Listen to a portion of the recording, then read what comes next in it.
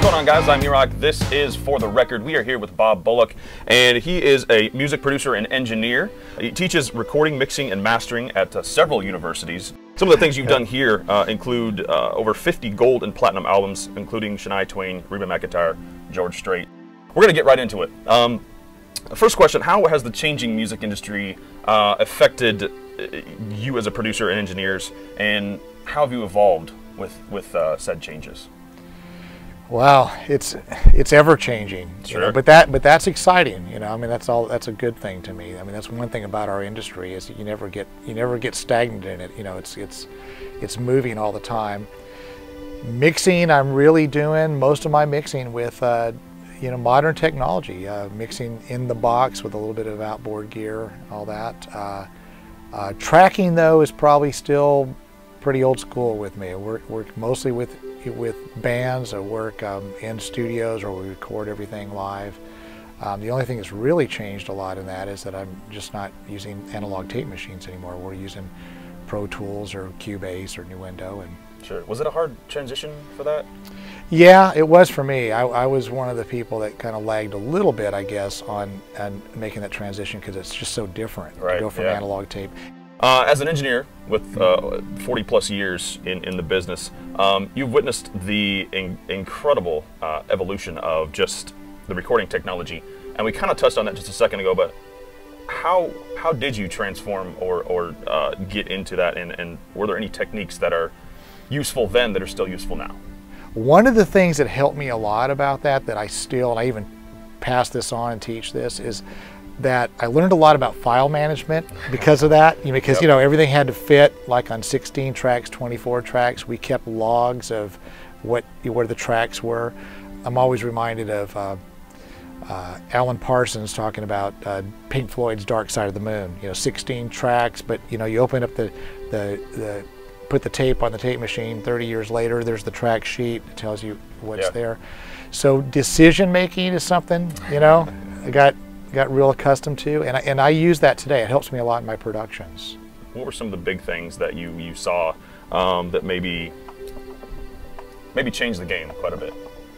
Pro Tools certainly, you know, changed the game. I mean, even really when Alesis came out with the ADAT, that was a game changer, because that took equipment that was very expensive. Only pros really had it in professional studios, and it started making it more affordable for musicians and songwriters, producers to work at home. I went from 2-inch to 48 tracks, locking up 2 machines, you know, doing a lot of that. Then started working with I think it was Mitsubishi, 3M Mitsubishi, and then later Sony with their digital machines with videotape. You know, so it's all been kind of a transition. And then, you know, to the DAWs. And personally, I try to use the technology as needed. Okay, so I guess a good example would be I use Pro Tools, but I also use Nuendo. Okay, different programs, you know, do the same thing. I'm a Nuendo user for my mixing. Actually, I like that format, but I also, you know, very comfortable with Pro Tools. If someone is interested in going down the path of becoming an engineer, I've noticed that apprenticeships aren't quite anywhere. How would someone get into this? What's that look like? Well, okay, that is you know, changing. Okay, and the reason it's changing is we're seeing fewer recording facilities because of all the technology, everything we just talked about, right? More of us are able to work in home environments. It has its pluses, but it doesn't lend itself so much to having staffs of people and in a place for young apprentices to come in and work. But school is probably the best option. I think it's taken the place of what for me was, you know, the schools really didn't have these programs. You know, it wasn't in a university when I started out. The basis where you get your foundation would be in an art program now. So what would you tell your students then, if when they're scoping out a recording program? What are some things that they should know before they get involved in this? If someone wants to learn a little bit more old school stuff, maybe I'd look for that in a program where maybe they're still giving the opportunity with more analog stuff. If someone's interested more in maybe film, television, maybe they could just see if there's a program that lends itself a little bit more to that type of exposure. We have a last question. It's a viewer question. It's from the interweb, if you will. We're going to go ahead and answer that. Here it is right now. Hi Bob, this is Gabe Masterson at Blockout Studio.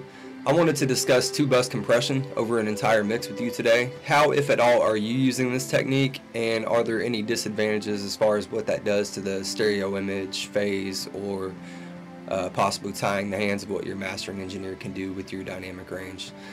Thank you for your time. I'll get off here and listen. Have a good one. One thing I probably rarely do anymore, and I did go through a period of doing this, I rarely really put an equalizer on my stereo bus, okay? I mean, I usually do all my equalization individually, and I rarely on the stereo bus.